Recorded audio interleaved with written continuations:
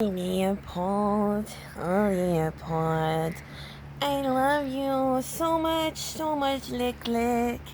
You are so sweet and oh so cute. I wanna hug and squeeze you. That was my cat Leopold. And he's the star of the show today because I'm going to be drawing him as a human boy.